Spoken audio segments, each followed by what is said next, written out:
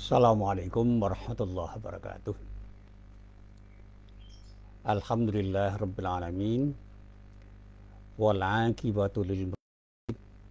Asyhadu an la ilaha illallah wahdahu la syarikalah wa asyhadu anna Muhammadan abduhu wa rasuluh. Allahumma salli wa sallim ala nabiyyina Muhammad wa ala alihi wa sahbihi wa man wala. Amma ba'd. Jemaah yang dirahmati Allah, alhamdulillah pagi ini kita bisa bertemu lagi, dan kita senantiasa berharap mudah-mudahan setiap pertemuan kita benar-benar menjadi pertemuan yang mendapatkan ridho dari Allah Subhanahu wa taala. Amin. Para jamaah yang dirahmati Allah, ada kritik dan saran dari para jamaah pada diri saya. Yang pertama, kritiknya itu adalah kenapa pengajian-pengajian Bapak itu mengangkat persoalan yang terlalu sederhana.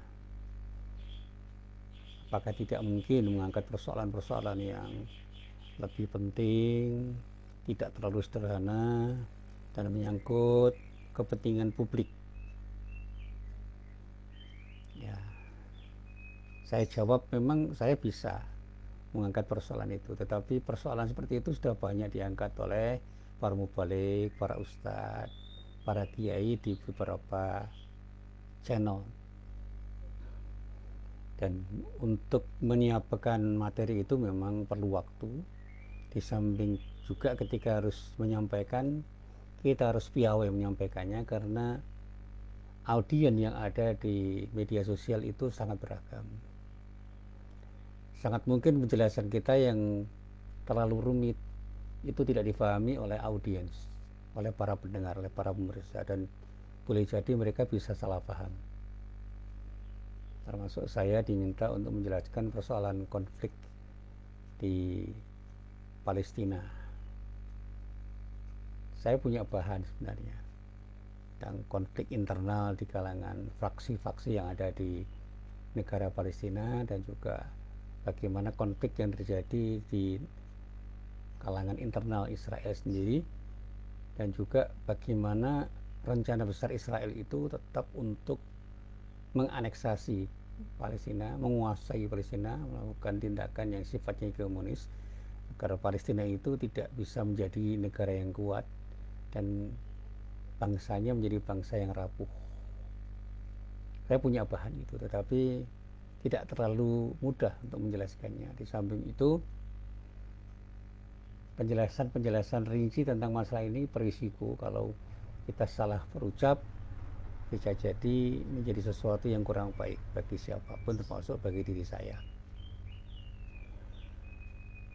Demikian juga persoalan-persoalan yang penting tentang persoalan politik kontemporer yang saya bisa saja menjelaskan. Saya punya bahan, cuma saya tidak menguasai bahannya secara penuh, dan di samping itu juga ketika menjelaskan tidak mudah.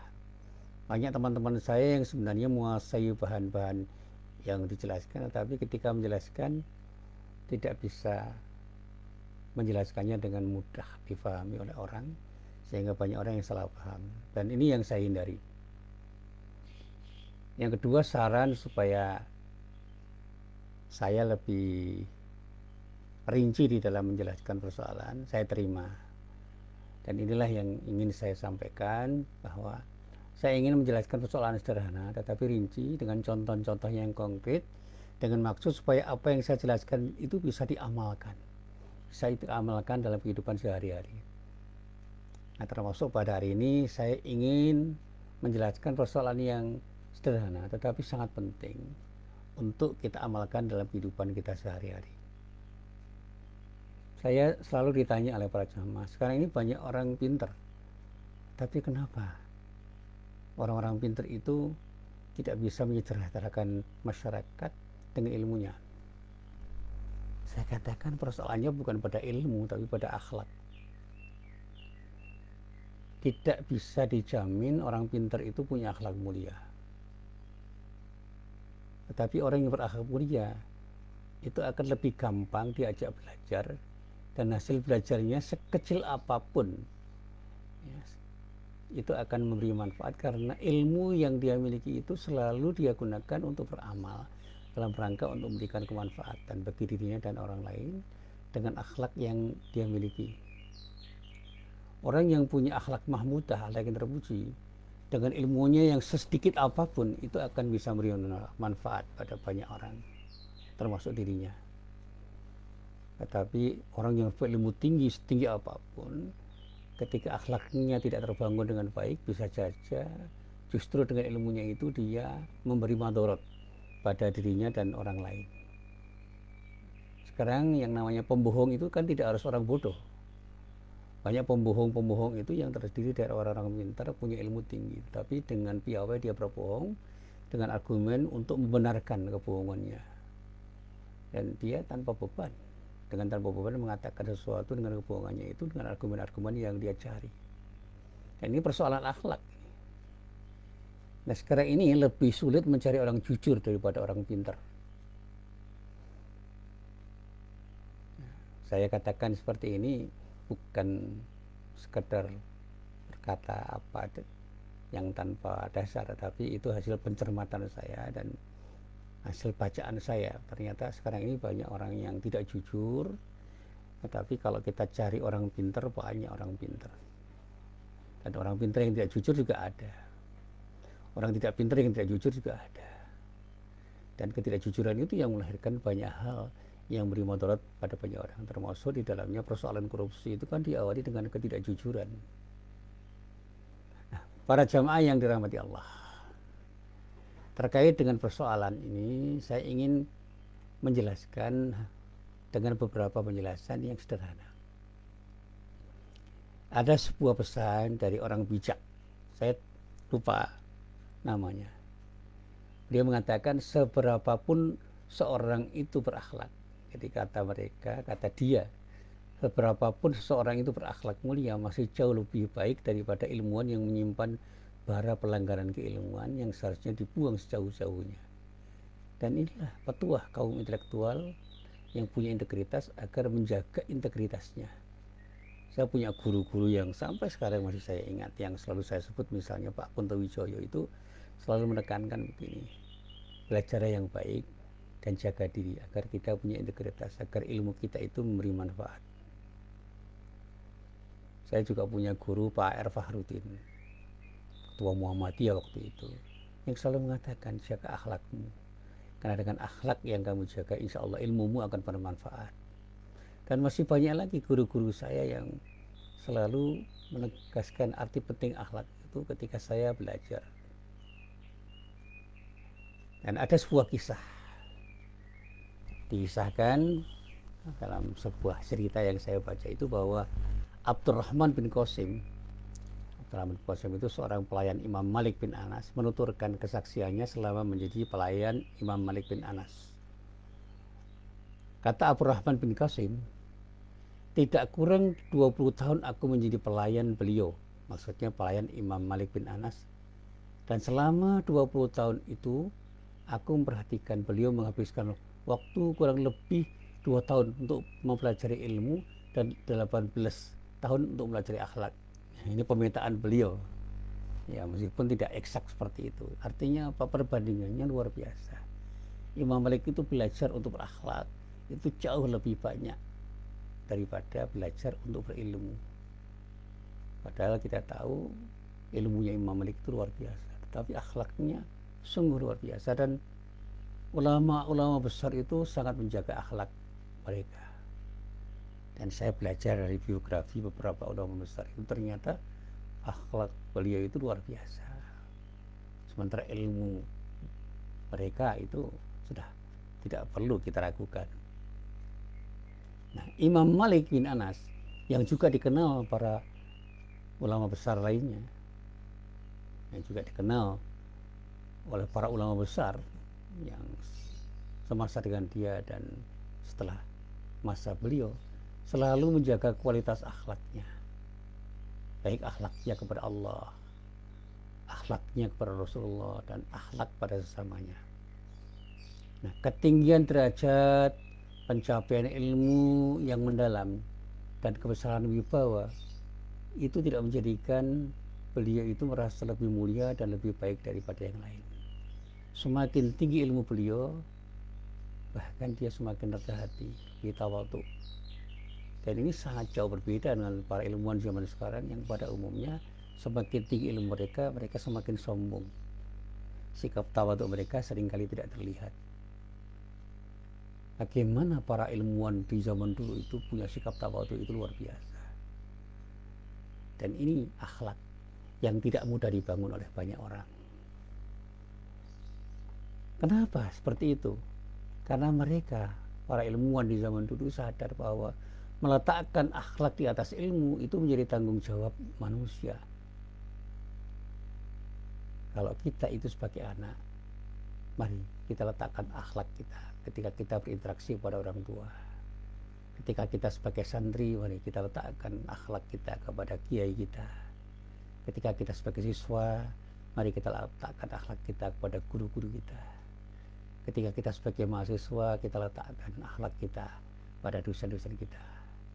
Sebagai orang yang lebih muda, mari kita letakkan akhlak kita kepada orang yang lebih tua, sehingga ta'zim itu menjadi sesuatu yang mudah kita miliki dan kita implementasikan di dalam kehidupan kita. Saya seringkali berbeda pendapat dengan guru-guru saya, dan saya tidak pernah menyerang pribadi beliau. Saya selalu mencoba untuk mencari argumen yang lebih baik untuk membantah pendapat-pendapat beliau itu tanpa harus mengatakan sesuatu yang tidak sopan. Banyak perbedaan pendapat saya dengan guru-guru saya dan saya nikmati itu, dan alhamdulillah mereka juga menikmati karena saya tidak pernah berkata tidak sopan kepada beliau. Dan itu yang selalu saya sampaikan pada guru-guru saya, dan itulah yang juga saya pesankan kepada murid-murid saya, pada jamaah saya, kepada para murid saya. Silahkan berbeda dengan diri saya, tapi jaga akhlak Anda. Karena apa? Ta'zim pada orang tua itu penting.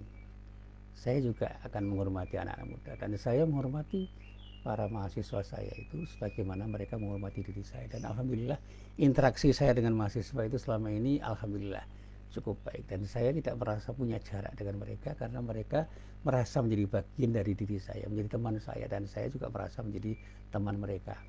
Dan inilah yang saya bangun.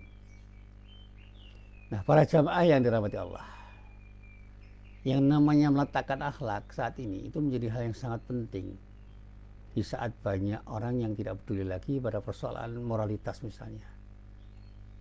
Saya itu kalau melihat bagaimana perilaku orang-orang di zaman sekarang itu tidak hanya risih, prihatin. Ya, termasuk saya kan mencermati beberapa kasus ya, termasuk proses peradilan yang terjadi di zaman sekarang ini. Kita bisa melihat dengan mata kepala bagaimana akhlak itu kurang terjaga sehingga orang bisa saja berbohong atas nama apapun. Karena apa? Dengan bohongan mereka mendapatkan banyak hal, termasuk duit yang bisa mereka dapatkan. Saya punya teman seorang pengacara yang alhamdulillah dia itu orang baik. Saya tanya, godaan pengacara yang paling berat itu apa, Mas? Ya, godaan yang paling berat itu ketika kita punya kasus dan harus memenangkan kasus itu, sementara klien saya itu berada di pihak yang salah. Saya mau apa? Tetapi saya alhamdulillah Pak Musid, saya selalu mengatakan saya akan meletakkan sesuatu secara proporsional. Yang salah biarlah dianggap salah, yang benar biarlah dia dianggap benar. Yang penting semuanya proporsional, karena yang kita cari adalah keadilan, yang kita cari adalah kebenaran. Kita tidak sedang mencari pembenaran. Tetapi dengan sikap saya banyak dihindari oleh orang, sehingga saya termasuk pengacara yang kurang laku karena tidak mau membela orang-orang yang bersalah, dan dianggap saya sebagai seorang pembicara yang penakut. Nah, para jamaah yang dirahmati Allah, saya selalu melihat bagaimana pergaulan sekarang itu. Ada pergaulan bebas tanpa batas, atau tawuran massal antar pelajar, ada sikap anarkis bagian pelajar saat melakukan aksi dan unjuk rasa kemana saja, dan abrak fenomena yang lain. yang memaksa kita untuk jauh lebih lama dan serius di dalam mempelajari akhlak dan bagaimana kita itu mengimplementasikan pelajaran akhlak yang kita pahami. Sampai hal-hal yang sederhana pun saya coba untuk saya renungkan. Apakah kita itu tidak bisa bersikap jujur ketika kita itu memang ditantang oleh sesuatu yang membuat jujur itu menjadi sesuatu yang bisa mencelakai kita. Celaka dalam arti duniawi ya. Dan itu tantangan kita untuk bersabar. Memang tidak mudah. Tetapi yang tidak mudah itu tidak harus kita tinggalkan. Saya menulis beberapa artikel tentang arti penting kejujuran, tentang kebohongan, dan saya menemukan beberapa hal yang saya anggap sebagai faktor yang paling penting ketika orang itu tidak bisa bersikap jujur, itu karena dirinya sudah dikuasai oleh hawa nafsu. Ketika orang sudah dikuasai oleh hawa nafsu, ya sudah, apapun dilakukan dalam rangka untuk memuaskan dirinya, termasuk dengan ketidakjujuran, dengan kebohongan. Sehingga kita bisa melihat bagaimana orang berbohong dengan cara apapun, dan tanpa rasa malu dia berbohong dengan kata-kata yang seindah mungkin, pada orang bisa tertawa dengan apa yang dia katakan. Nah, ketika seseorang itu masih peduli untuk berakhlak mulia, seberapapun mereka mengamalkannya, maka kata orang bijak, hal itu masih jauh lebih baik dibandingkan para ilmuwan yang hebat-hebat yang hanya kaya wawasan dan memiliki kecerdasan intelektual di atas rata-rata. Tetapi mereka masih menyimpan bara pelanggaran, karena ilmuwan-ilmuwan yang tidak punya integritas itu sebenarnya orang yang menyimpan bara pelanggaran, karena dia bisa saja melacurkan ilmunya, dan pelacuran intelektual itu terjadi sejak lama. Dan saya dulu pernah juga membaca sebuah tulisan dari Pak Ketua Wijaya tentang kemungkinan terjadinya pelacuran intelektual oleh para intelektual, karena mereka itu sudah tidak lagi punya integritas dan mencoba untuk menjual ilmunya dalam rangka untuk memperoleh keuntungan-keuntungan duniawi. Nah, betapa banyak orang yang sebenarnya punya ilmu yang luas, punya gelar yang lengkap, namun tidak diubah, yang terjerembab dalam kasus misalnya korupsi. Berapa banyak orang cerdik, kaum intelektual yang dipuja-puja banyak kalangan, namun diri mereka semakin jauh dari nilai-nilai kebenaran yang seharusnya mereka pegang erat.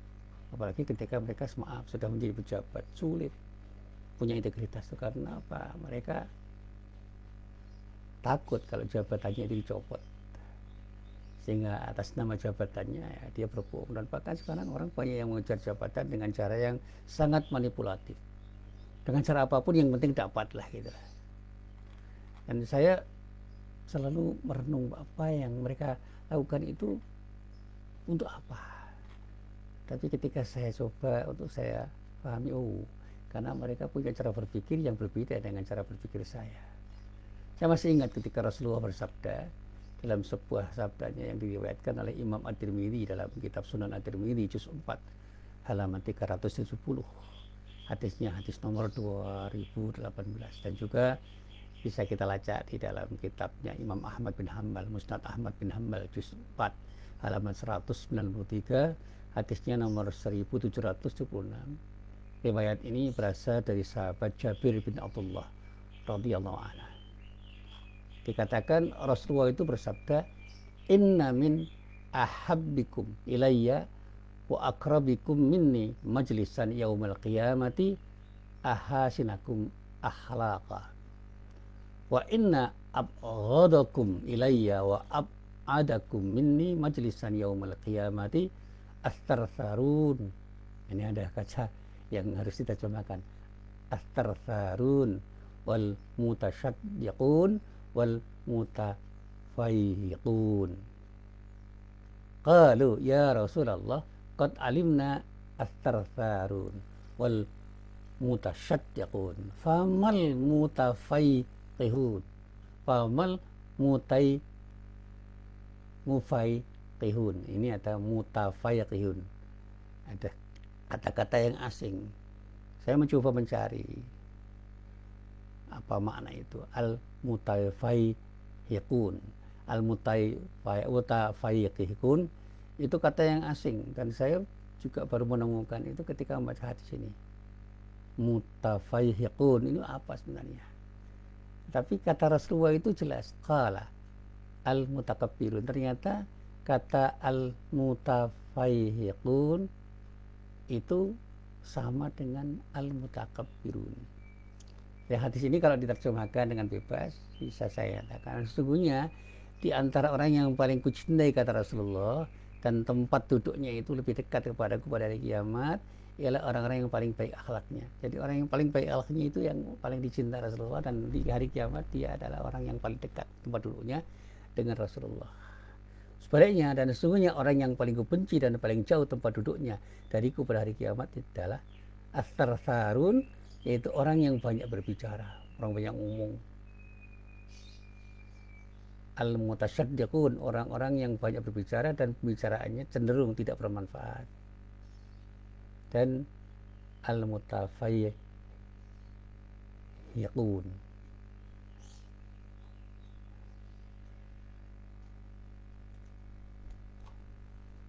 ini dikatakan sendiri Rasulullah. Al-mutafayyiqun itu adalah orang-orang yang dalam bahasa kamus itu dikatakan sebagai orang yang banyak berbicara dan pembicaraannya cenderung berisi pelecehan atau penghinaan terhadap orang lain. Jadi kalau ngomong itu cenderung melecehkan dan menghina terhadap orang lain.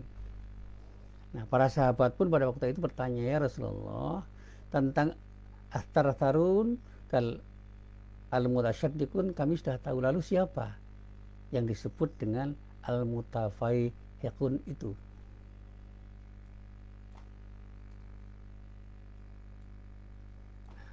Rasulullah menjawab dengan jawaban yang ringkas, yaitu al-mutakabbirun, yaitu orang-orang yang sombong. Jadi Rasulullah itu sangat prihatin kalau orang-orang Islam itu ada orang-orang yang suka ngomong yang tidak bermanfaat, ngomong dengan sesuatu yang sebenarnya terlalu banyak, terlalu berlebihan, lebay, apalagi berbicara tentang sesuatu yang cenderung berisi pelecehan terhadap orang lain atau penghinaan, dan itu menunjukkan kesombongan. Nah, kecenderungan seperti ini ada di antara kita. Nah, akhlak yang baik itu harus kita tunjukkan dalam perilaku, dan perilaku-perilaku itu harus kita biasakan. Makanya saya sampaikan, saya pernah belajar tentang bagaimana membangun mindset dan membangun habit. Ternyata cara berpikir kita itu akan sangat mempengaruhi perilaku kita, dan perilaku kita akan sangat dipengaruhi kebiasaan-kebiasaan kita. Dan kebiasaan-kebiasaan yang kemudian menjadi sesuatu yang kita nikmati itu yang akan menjadi sesuatu yang disebut karakter kita. Dan inilah yang selalu saya sampaikan ketika Rasulullah itu bersabda, walladzi nafsi biyadi la yuslimu amdun hatta yaslama qalbuhu wa lisanuhu wa la yu'minu hatta ya'mana jaruhu bawa'iqahu. Qalu wa ma bawa'iqu ya Nabi Allah? Qala washmuhu wa dulmuhu. Demi zat yang jiwaku berada di tangannya, seorang hamba tidak akan selamat hingga hati dan lisannya selamat, dan tidak beriman seorang hingga tetangganya merasa aman dari kejahatannya. Nah, orang-orang bertanya, apa kejahatannya itu ya Nabiullah? Beliau menjawab, menganiaya dan menzaliminya. Jadi ada orang yang merasa dia sudah Islam, tapi keislamannya itu sebenarnya keislaman yang perlu dipertanyakan, karena hati dan lisannya itu tidak terjaga, sehingga apa? Dia bisa melakukan sesuatu yang pada saatnya akan menzalimi orang lain. Dan sikap tidak adil itu bisa terjadi sebagai akibat dari hati dan lisan yang tidak dikatakan selamat. Dan sekarang ini banyak orang yang melakukan kezaliman pada banyak orang, padahal mengaku sebagai muslim. Ya karena itu tadi saya sampaikan, dia sudah dikendalikan oleh hawa nafsunya. Dan ini akhlak yang buruk yang bisa melenyapkan semua amal kebaikan ketika mengharap pahala dari Allah. Banyak hadis yang menerangkan hal yang seperti ini, dan banyak hal yang bisa kita contohkan. Dan pada saatnya memang kita harus belajar bagaimana kita membangun akhlak karimah itu dengan hal-hal yang sangat sederhana. Nah, para jamaah yang dirahmati Allah, untuk menutup pengajian ini, mari kita mencoba melakukan tindakan yang sederhana di dalam kehidupan kita. Jadilah orang yang menata hati sehingga hati kita itu terjaga untuk tidak menggerakkan diri kita berbuat tidak baik. Segala lisan kita untuk tidak berucap sesuatu yang tidak baik, apalagi mengucap sesuatu yang bisa menyakiti hati orang. Dan kalau kita sudah bicara itu, tindakan kita akan terjaga. Termasuk ketika kita menulis. Saya hampir setiap hari menulis, dan selalu tulisan saya itu saya baca ulang. Karena boleh jadi tulisan saya itu tidak bermanfaat ketika dibaca orang lain. Dan inilah yang selalu saya sampaikan. Saya selalu bisa bicara, selalu bisa menulis, tapi tidak mungkin saya bisa menjaga seluruh tulisan dan pembicaraan saya. Dan oleh karena saya memohon kepada Allah, jaga diriku untuk tidak menulis dan mengatakan sesuatu yang tidak bermanfaat, apalagi memberi mudarat pada diriku dan pada orang lain. Selalu saya sampaikan doa saya kepada Allah, ya Allah, jagalah diriku untuk tidak berkata-kata dan berbuat sesuatu yang bisa memberikan mudarat pada diriku dan apalagi orang lain, dan jangan sampai apa yang saya lakukan itu benar-benar menjadikan engkau marah kepadaku, dan jadikanlah aku menjadi orang-orang yang selalu mendapatkan ridho darimu. Nah, inilah yang bisa saya jelaskan. Jadi arti penting akhlak itu bisa kita pahami. Jangan pernah kita merasa bahwa kita sudah menjadi orang hebat hanya karena punya ilmu, apalagi punya harta. Karena ilmu dan harta itu tidak akan memberi manfaat apapun ketika tidak didasari oleh akhlak yang baik, akhlak yang terpuji. Jadilah orang yang berakhlak. Dengan berakhlak mudah-mudahan dengan ilmu yang tinggi dan dengan kekayaan yang sebanyak apapun, kita akan jadi orang yang memberi manfaat pada diri kita dan orang lain, dan mudah-mudahan apapun yang kita lakukan akan mendapatkan ridho dari Allah Subhanahu wa ta'ala. Amin ya rabbal alamin. Assalamualaikum warahmatullahi wabarakatuh.